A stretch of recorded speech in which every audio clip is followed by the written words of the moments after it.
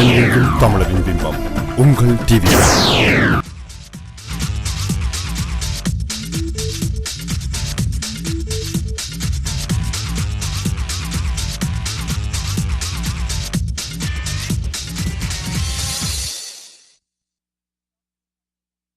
A show that showcases the Tamil Canadian community, our issues and our successes. I'm your host, Manjula Salvaraja. We're discussing an amazing issue today, one that has been debated quite thoroughly in the media, but we thought it needed some coverage here, and that is this idea of the Charter of Values in Quebec that has been recently introduced by the Parti Quebecois. Amongst other things, the Charter would limit the wearing of religious symbols by government employees, and that includes large crosses, turbans, hijabs, and much more. The Parti Quebecois says the Charter is in favor of equality and religious neutrality. However, there are others that are decrying that this is, everything from racism, discrimination, and much more. Well, we're going to have a very spirited discussion, hopefully, about this today. But before we do that, I wanted to show you a video of Bernard Drainville. I hope I've pronounced his name right. He's a Parti Quebecois minister, one of the folks that authored this charter, speaking to it.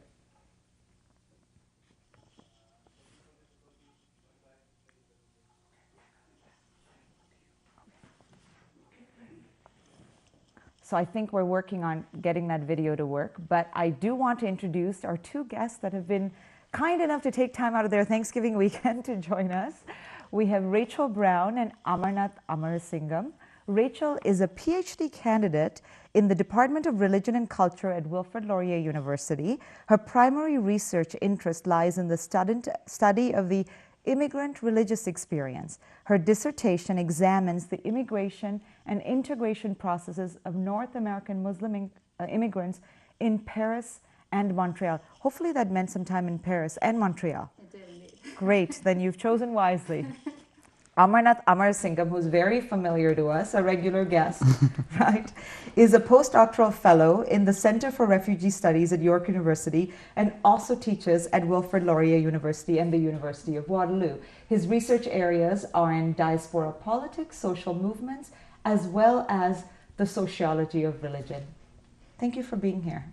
Happy to be here. Yeah. So, you know what, I'll start off with Rachel, perhaps with you, just maybe getting you to define for our audience what this Charter of Values is. Well, it's a complicated question, but basically, as you said, it's a bill or a charter that's been hopefully going to be tabled, hopefully by the Parti Quebecois, it would be their hope, to be tabled, and it basically, the main kind of focus of it is removing religious symbols from public service, so from public service jobs. That's kind of the focus of it. There's some other things in there as well, but it's a charter, they would argue, to make sure that the secular state is very much emphasized in Quebec. And so there are different things that are worked out in it to make the separation of church and state evident in the province of Quebec. Interesting, and it's been introduced by the Parti Quebecois. The Parti Quebecois, yes. Minority government. Minority government. So there's exactly. a lot of interesting politics here as well. But Amarnath, maybe I'll come to you. Yeah. I mean, you can tell us what's prompted the sudden creation of this charter. We haven't got any confirmation from the party itself, but it seems to me that they're trying to distract from the state of their economy a little bit in terms of the Quebec deficit, which is into the billions now. And judging by past experience, I guess a lot of politicians in Quebec and most other places have learned to kind of distract people from the state of the economy and the state of the internal problems of the province by riling up communal sentiment or riling up nationalism.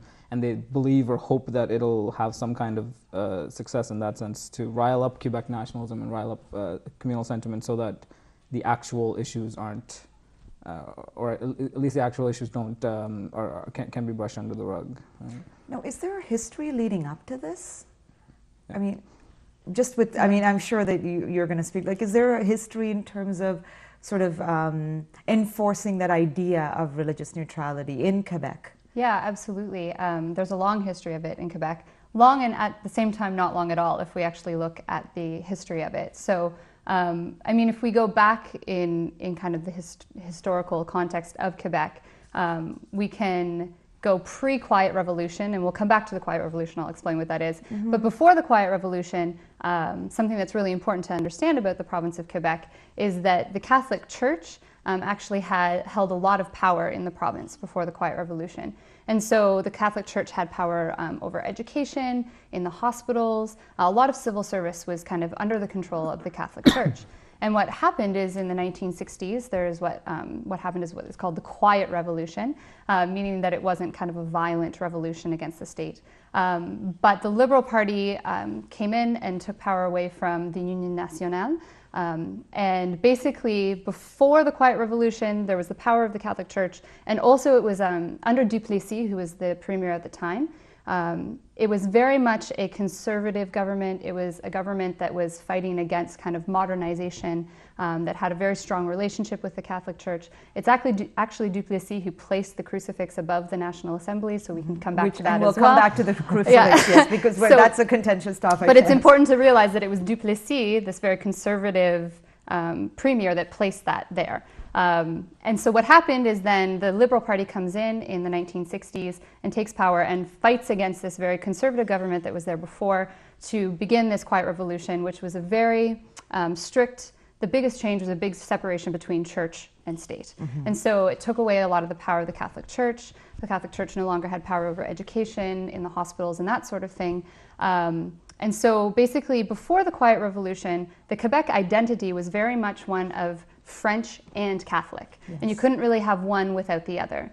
Post-Quiet Revolution, what we're seeing is the influence on French and French alone, and the de-emphasis on religion. So I'm going to stop you there because I'm curious about this. So during that Quiet Revolution, did that idea of separating church and state, was that favored by the public?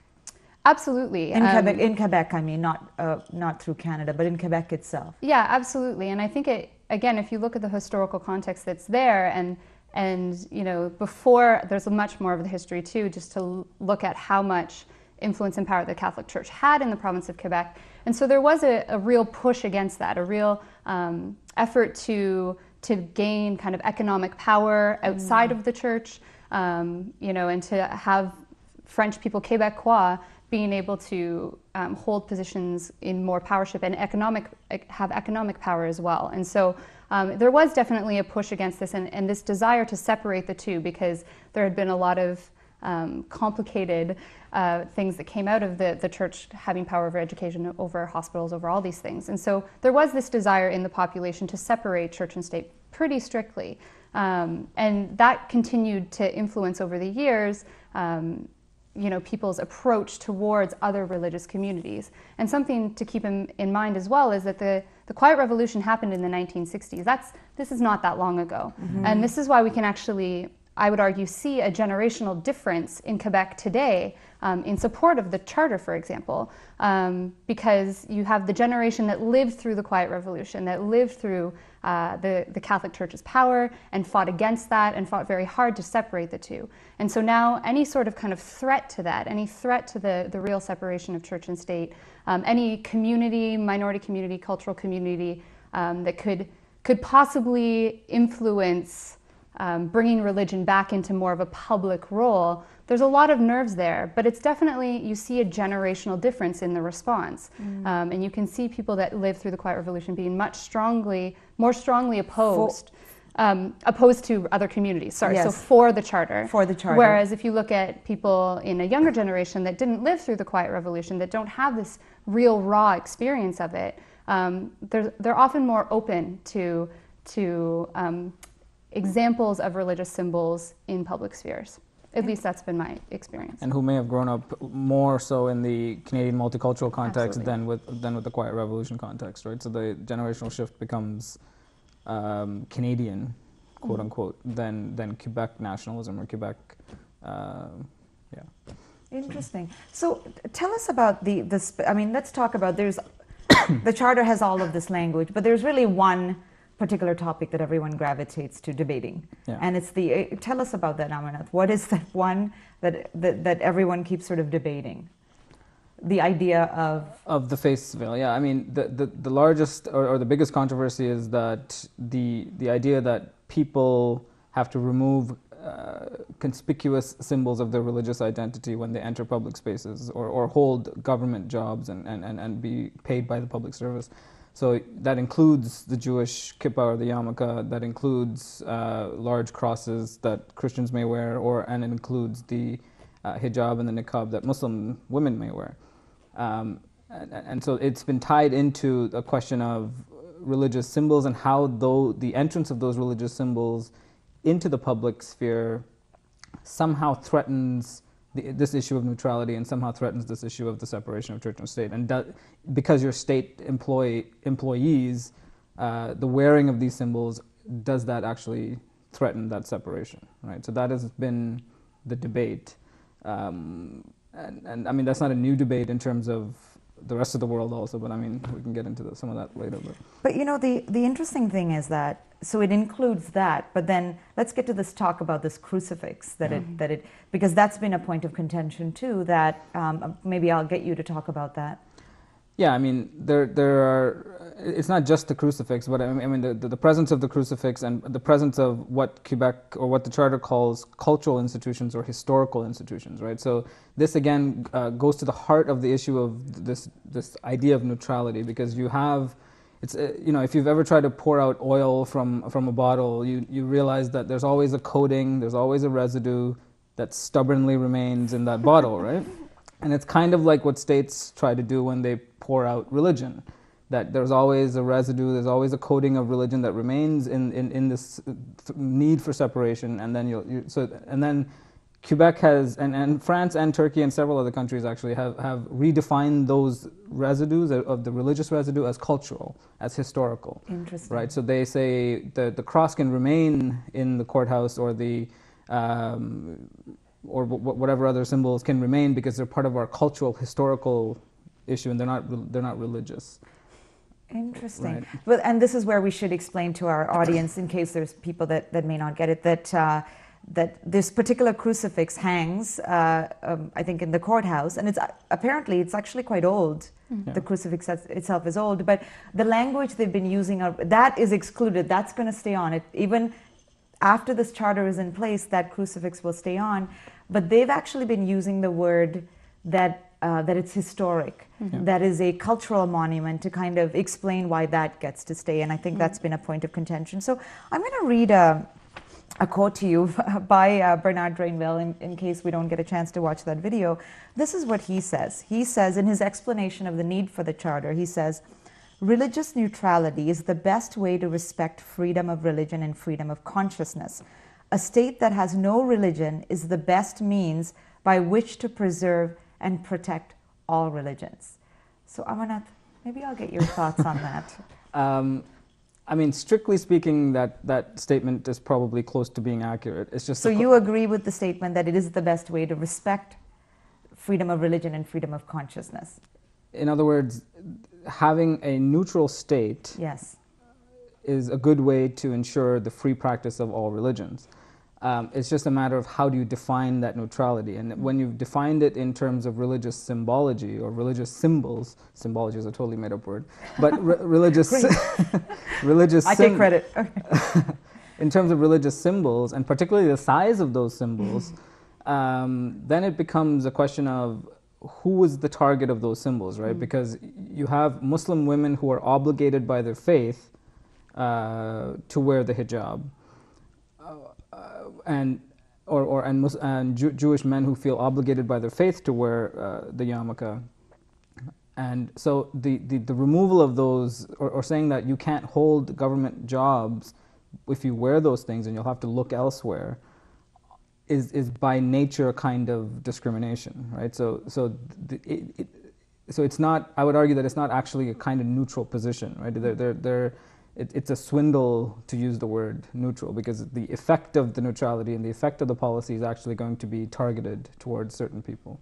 And there's going to be actual consequences to certain people, right? And I mean, we can come back to other countries if you like, but I mean, The way this is Go played on, out, talk about other countries right now. yeah, the way that this is played out in places like France or Turkey are kind of indicative, and I think Turkey is a good place to look to begin with, because Turkey has been rabidly secular since Ataturk came into power in the mid 20th century, and what they're talking about now is actually removing the ban that they had in place on the very same kind of bans that Quebec is now debating. Turkey has had that for several decades. And is now, it just in the public sector or across the... across the board in Turkey, because Turkey's been much more militant in their secularism than Quebec has. But I mean, so now they're thinking of rolling back that ban, because they've realized, and Turkey is a different situation because you have 99% Muslim population. 70% of the female population wears a hijab. So saying that those 70% cannot enter university, cannot hold public positions, cannot even walk into certain public buildings, actually has consequences, right? So and has economic consequences at the very least, if you want to not talk about discrimination and so on. So they've slowly started to realize that these things don't really work. And just last week, they're talking about rolling back the ban. So it's been funny how the tried and true experiment of Turkey and rolling back that has been coming in parallel to Quebec's wanting to adopt those kinds of problems. Wanting to adopt that. Yeah. So Rachel, I don't know if you want to add to that as well. Yeah, well, I think, coming back to a few things that have been said, just in terms of how neutrality gets worked out, right? And how it seems to be that the Parti Quebecois with this charter is trying to say, who can be neutral and who can't based off of something you wear. And even coming back to the point that was made about, for Muslim women, this is an obligation to wear the hijab. And I've heard some arguments in the various things that I've read or watched about, well, we're not saying that you can't, wear other symbols. You can wear a small crescent ring, or you can wear a small cross, but there's no such thing as a small hijab. Like you can't put on a small hijab and go to work, right? And so that in itself, basing it off of size, and then the government trying to dictate what is an appropriate size or is an inappropriate size, and also what is cultural and what is religious, and I think it just gets very messy and ultimately has nothing to do with neutrality. Whether or not for example, if I were to get a job in government, and I am a strong believer, if I'm a Christian, for example, that influence is going to come with me no matter whether I'm wearing a large cross or not. And my ability to be neutral or not in a job is not dictated by the size of the cross that I am wearing. That doesn't change my inner, my feelings, my values, my intelligence, my ability to do a job. And so I think that that's a real issue there. And then related to Amarnath's comment on the fact that, even in Turkey, they're noticing that by restricting some of this, that people are not going to university or cannot move forward in certain aspects of life. And what I find fascinating, if we look at France and if we look at Quebec, which are kind of the two areas of the world that I focus on, there's this issue of integration of immigrants, of immigrant communities, and the desire for integration. And if we look at these sorts of moves towards banning, religious symbols in public office or even in schools or whatever the case may be in France, for me that leads to less integration, not more. Because that is actually a point that I was going to ask you about, that people have been saying that this is an effort to, in a way, a subtle effort to kind of allow for more integration. And you're saying that's... I would say that it would be the absolute opposite. These moves towards restricting freedom of religion, the freedom to wear religious symbols, to act out one's religious convictions, will lead to less integration. You can see, if we look at kind of the ghettos in France, and we look at kind of how those are created in historical patterns as well, but continue to grow based off of the fact that a lot of Muslim immigrants, for example, in France, don't feel welcome, don't feel like they can go out into public sphere and continue to practice their beliefs and traditions. So they're going to stay in communities. My fear would be that the same thing is going to happen in Quebec. One wonderful thing that I noticed in Montreal. I'm going to hold you for a second there. We're going to take a break. I want to hear that story right when we come back. You're watching Crossroads on TVI. Stay with us. The government of Quebec is proposing to recognize and affirm some of the fundamental values that define us as Quebecers. In Quebec, all Quebecers must be treated fairly and equally by the state. Equality and fair treatment must be the rule when we deal with the state, regardless of our income, social status, origin, and regardless of our religious and moral beliefs. In Quebec, we all have a right to our political opinions. Whatever party we support, we each have our own convictions. As a society, we have a responsibility to defend that freedom of opinion. The same applies to freedom of conscience and freedom of religion. We all have the right to our beliefs. The state has no place interfering in the moral and religious beliefs of Quebecers. The state must be neutral. We therefore propose to affirm in the Quebec Charter of Human Rights and Freedoms the state's independence from religions, to ensure there is no bias in favor of one confession or another. We also propose affirming in the Charter the state's religious neutrality and the secular nature of our institutions.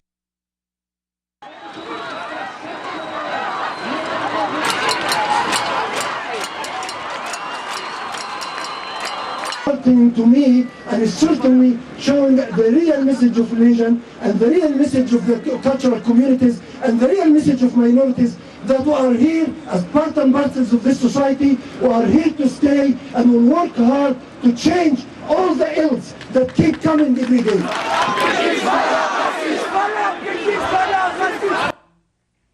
Welcome back to Crossroads on TVI. You just watched a protest against the charter captured by the Montreal Gazette. We're speaking about that very charter, obviously an emotional issue in Quebec, with Rachel Brown and Amarnath Amarasingham. Call us to share your thoughts on this discussion at 416-623-8100. We would love to hear from you. Rachel, I rudely interrupted you before, so go ahead and share that story with us.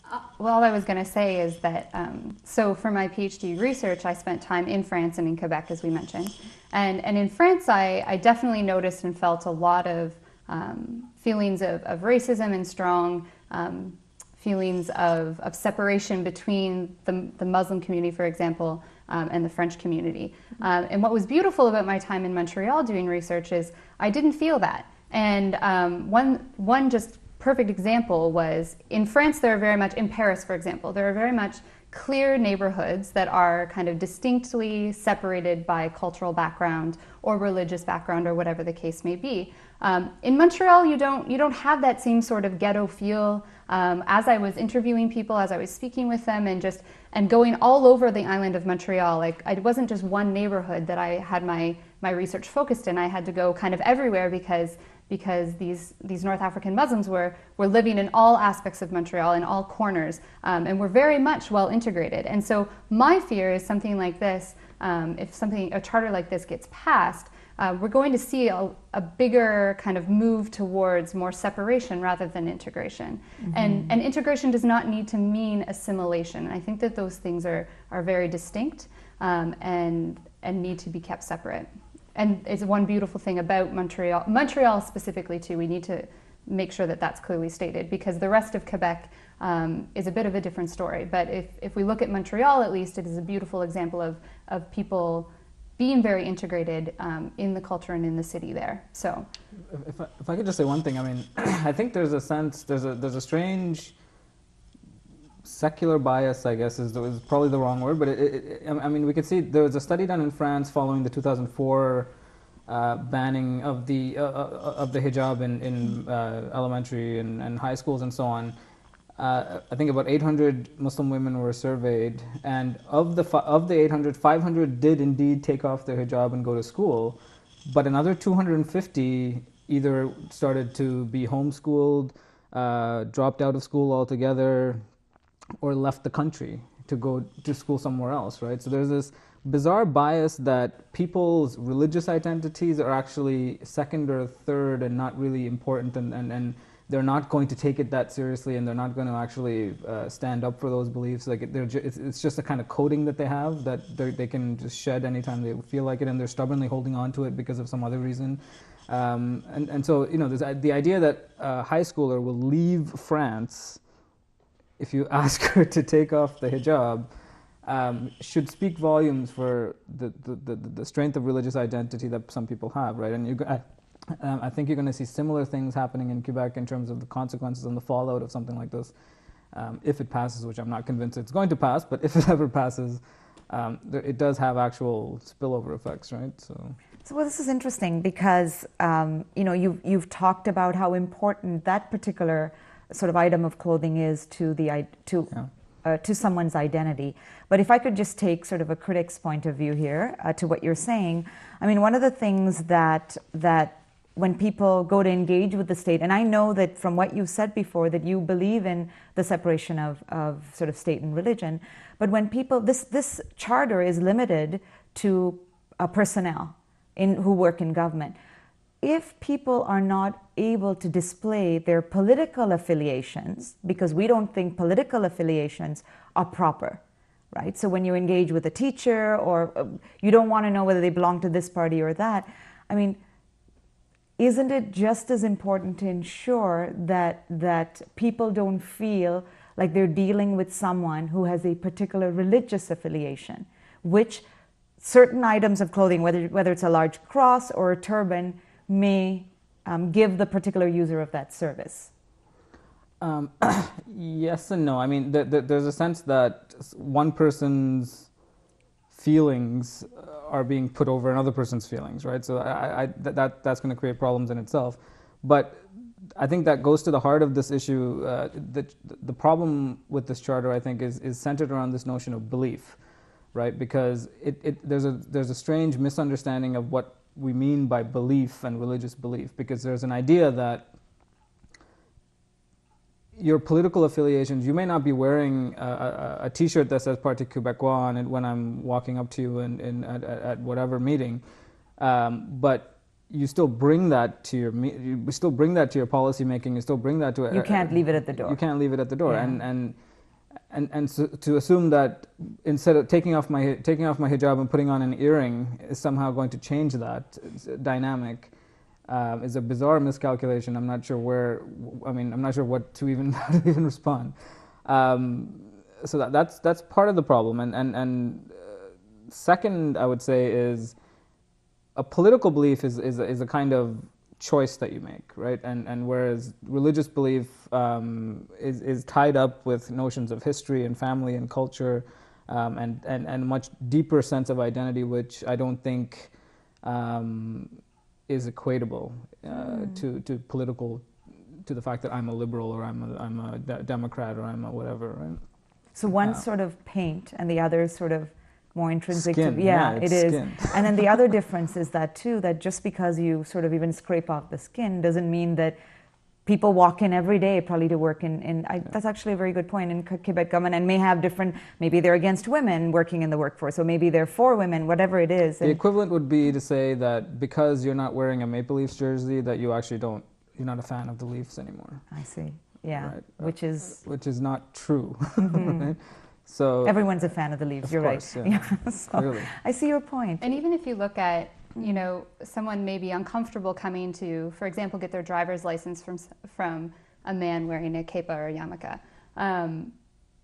Someone could also come very easily, perhaps a Muslim man or a Muslim woman come to a counter, and a woman could be wearing a very low-cut shirt, and that could make them very uncomfortable and offend their cultural sensitivities or their own values. And so the question becomes like, where do we draw the line, and whose right to comfortable service trumps the other person's right, and so it's a very messy line to try to draw. Whose sensitivity is being privileged. Exactly. Yeah, it is. Exactly. It's a sense of privilege. Yeah, that's true. So what is the reaction that you think this is getting from different segments of sort of Quebec society? And you've already talked about the people who lived in the Quiet Revolution, lived through the Quiet Revolution versus the younger generation. What are some of the other sort of differences that you're seeing? Well, for me personally, even in my research, so I research a minority, ethnic and cultural and religious minority in Quebec.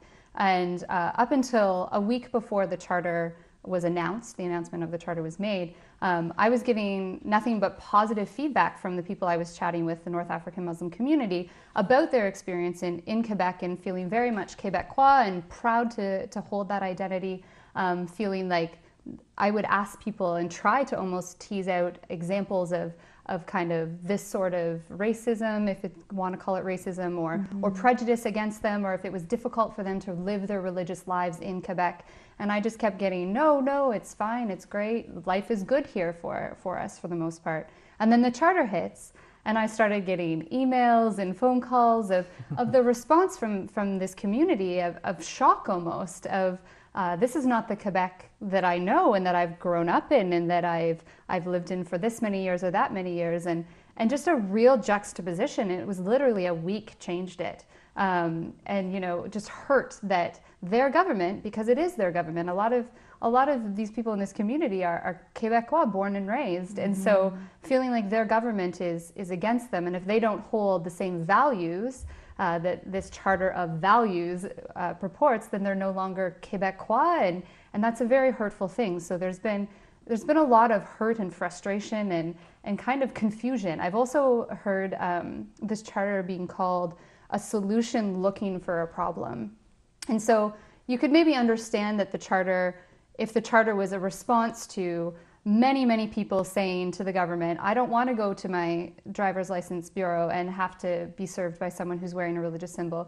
But nothing kind of shows that. Statistics don't show that anyone has come forward and complained. This is an interesting stat, actually. Yeah. So there really has not been any complaints that they're responding to. I mean, of course, I'm sure that there are. I can't list every single person that has gone to a member of parliament. But we're not talking about, sort of flood of... No, not at all. So this is why it's kind of been called a solution looking for a problem. And from my work and my communication with a lot of minority communities in Montreal specifically, it's just shock of where is this coming from? This is not the experience that I have of Quebec, of Montreal, of being Quebecois. So it seems to be... And at the same time, it's not surprising to others. And so we can talk about that too. But from the minority community that I work with, it's a lot of shock and hurt. So there's, this is interesting because I'm starting off something with just 1 minute left, but at least let me get through it. There's something that you spoke about earlier when we were talking about the difference between people that have been in Quebec for a while and sort of the younger generation, where they are tied into the Quiet Revolution, you said. They're tied into this idea of keeping things secular. And you think this might be a reason why there are a portion of people in Quebec, a segment of people in Quebec that support this. Actually, from the polls I was listening to this morning, there's actually more people, probably 60% of the population of Quebec that supports this. So one of the reasons you've stated is this idea that they're wed to their history of embracing a secular state. The other that I hear is it's just plain old fear of immigrants or racism. I don't know if you want to touch on that. You've got 30 seconds and then I'll come back, but go ahead. The statistics have been interesting. There's been a few polls done and it's been 60% or 43% to 60% supported in Quebec, but there's been about 30 to 40% support in the rest of Canadian provinces as well, right? So when asked about would you support something like this if it was passed in Ontario, you have about 40% of people saying sure, right? So I think what you have is, so part of it is that Quebec nationalist separatist or secularist agenda might explain the Quebec part of it, but the Ontario part of it I think is this kind of, people just have a strange feeling when it comes to immigrants and Muslims, right? And I've gone so far as to say, and I think Rachel disagrees with me, I'm not sure. I've gone so far as to say, if it wasn't for the niqab, the full face covering, there would be no charter, right? This would have never even popped up. So I think it's actually just a position of, we can't single out the Muslim community, so let's also include the cross and the yarmulke just to make it seem like we're neutral, but it's actually about the Muslims, right? We are going to come back to this point. Hold on. I know, Rachel, you want to say something. I do too. On that note. On that note, we're going to take a break. Stay with us. You're watching Crossroads on TVI with Manjula Salvaraja.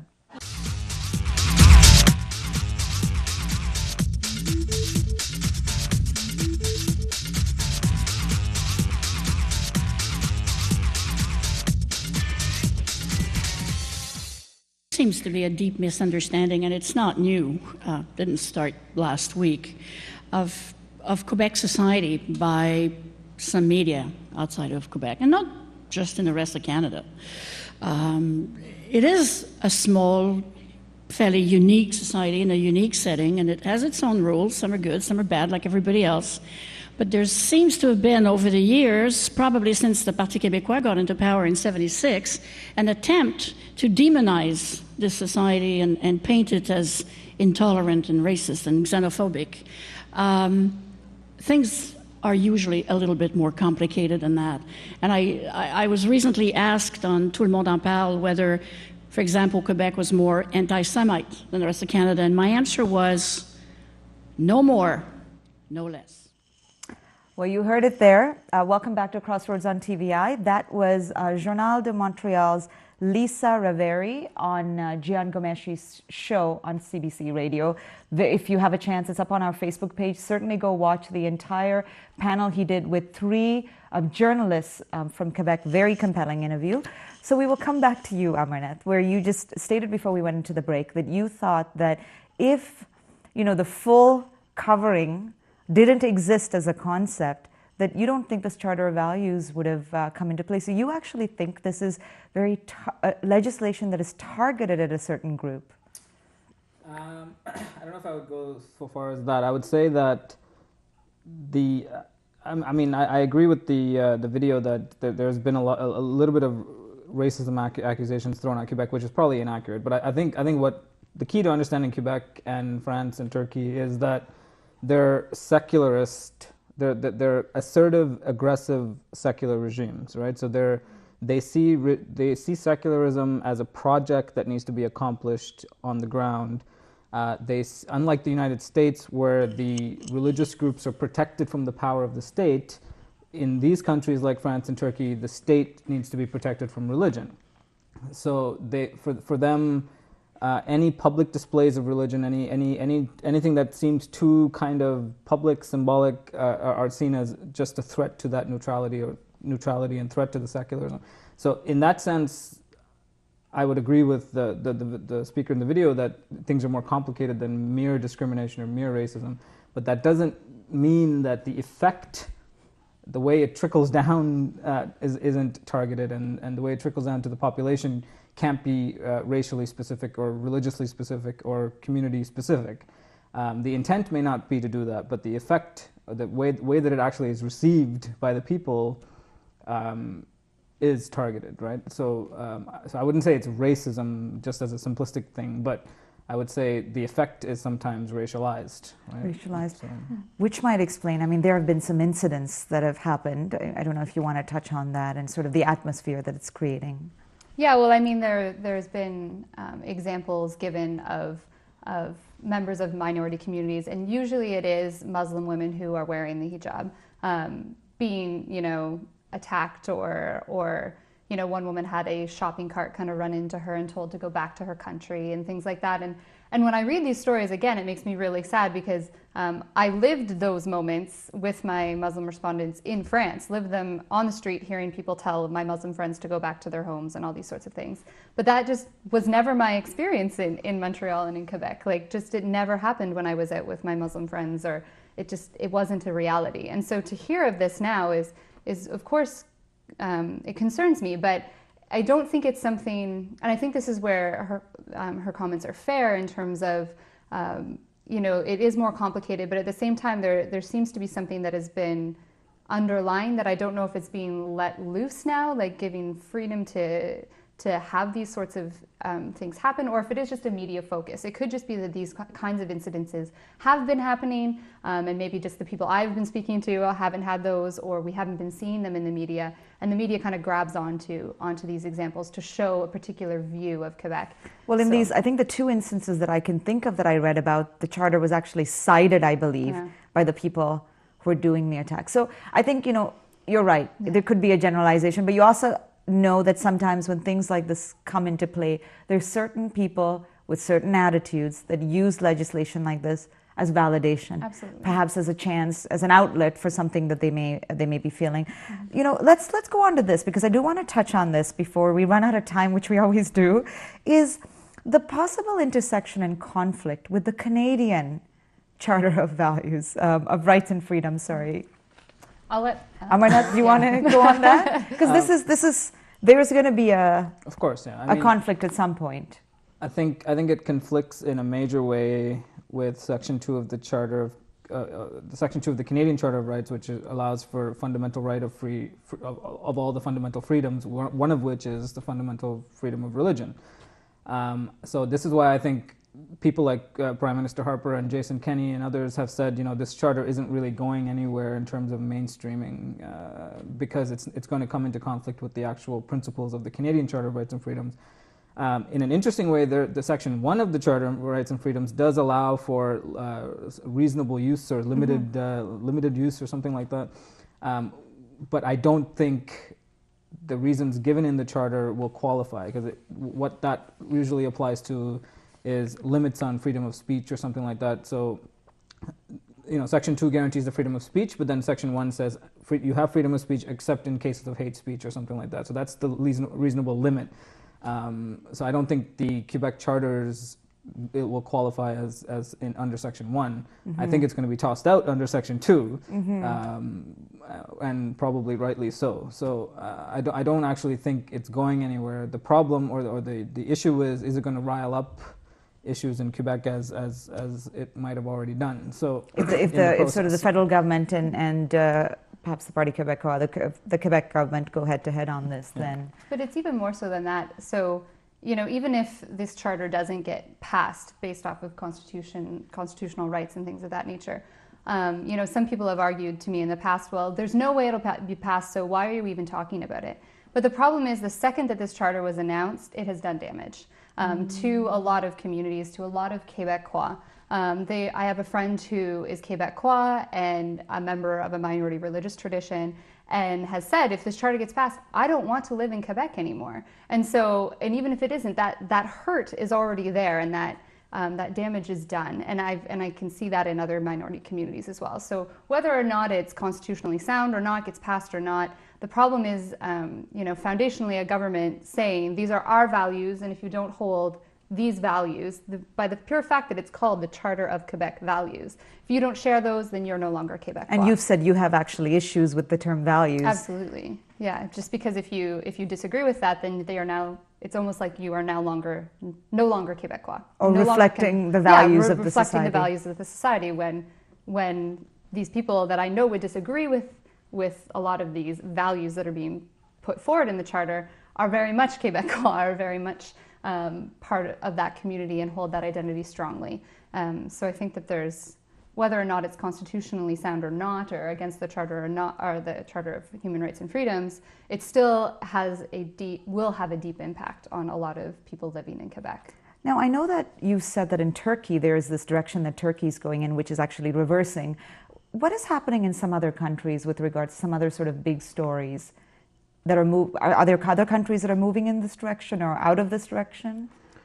Well, Turkey's the big one, and then France is making. There's been some talk in France of extending the ban on headscarves to universities as well. I don't know if that's going to do anything, but the effect has been similar, right? In terms of it's almost like you're living with a family for 20 years, and all of a sudden it comes to your attention that a couple of them don't like you anymore, right? And you're just finding out, right? So this idea of the social consequence, I think, is being felt in places like Turkey. The economic consequences are being felt in places like Turkey. And you'll probably have similar consequences in Quebec, where people may migrate, and I think Ontario has been on an advertising campaign trying to attract doctors and so on, right? So I think, like the day after. I think people recognize that there is going to be a kind of migration out, right? Some kind of a drain. And it follows from what I've said earlier in terms of not taking religious belief seriously as if something they're just going to shed no problem. The moment it's challenged, people are going to shed that identity, and it's not always true. Sometimes they'll take it with them out of your country. Right? And what I find fascinating with the question of identity, and you know, Quebec has a very strong focus on the French identity, and French being kind of the sole, most important identity to hold. And the problem is that this sort of charter and these sort of other moves by the PQ and other kind of government groups that may be seen as discriminatory against some of these minority communities. A lot of these minority communities are coming from French-speaking countries. So this immigration is actually very much supporting the French language. And this is why... So you have these, that's really strange. And even when I was doing my research in Montreal, I was actually facing a lot more discrimination because I am an English speaker. So than what my are these respondents countries were that as you're Muslims. talking about? So like North Africa, North for Africa, example. So Morocco, Algeria, Tunisia are also French-speaking countries. So immigrants that are coming from North Africa are strengthening the French language in Quebec. But they're also Muslim countries, so they're also bringing in Muslim immigration. And for the most part, like I said, it didn't seem to be that big of an issue. The bigger issue is the language issue. But now with this charter, I feel like Quebec might be shooting themselves in the foot a little bit in terms of immigration, because North African Muslims, for example, as one example, may not want to come to Quebec anymore, may choose somewhere else in Canada that is French-speaking, that they can go and live and continue to wear their religious symbols and practice their religion. And so it could have a huge economic impact as well. Do you think there is a difference between, watch the time here before I ask this because I do want to know the answer to this. Do you think there's a difference between, because you've been there, you've been in Quebec for a while, is the difference between how the reaction in large cities and sort of the outskirts or rural areas? Absolutely, there's a difference. And I mean, it's a big difference just based on population. So there's going to be a lot more talk and a lot more opposition in a city like Montreal to a little town like Aéroville, and Aéroville's got a whole other history to it. But you know what I mean? Like the point is, you think that there's more support than in the rural areas? In the rural areas, I think that's where you're going to find that 60%. And that's where you get the Parti Quebecois support to begin Absolutely. with, the core, perhaps the Absolutely. core supporters. Yeah. So you think this is going to happen, this charter? I'm hearing, is that wishful thinking or actual? No, I don't think it's going to pass. I don't think it's going to pass, and if it does pass, it'll be a much more diluted version, which itself is going to be either pointless or then shot down by charter cases, right? So It'll be interesting to see. Yeah, I can't really predict how it will go. You know, for me, it's unfortunate that there's been a lot of this. I think it's good to have debate about how, you know, the government wants to work itself out and accommodation of religious minorities and cultural minorities. I think those discussions are really important to have. I think the after effect is not so important, or not so wonderful, I should say. But for someone like me, it's interesting. So, you know, I'm definitely going to be watching. I find, you know, the point that you said that I found really interesting was that some of the damage has been done. Yeah. I think that's definitely an interesting takeaway. Thank you both so much for being here and trying to boil your ranting down into our 45-minute show. That's greatly appreciated. And hopefully we'll have you on again just after. Let's see what happens with this. Great. Well, I just wanted to say happy Thanksgiving to all of you at home. As you all probably know, it's Canadian Thanksgiving. And of course, we have more of a reason to celebrate because Canada is now a Nobel Prize in Literature winning country. So I hope that you factor that into your turkeys and anything else that you're having today. Thank you for joining us. You've been watching Crossroads on TVI with Manjula Salvaraja.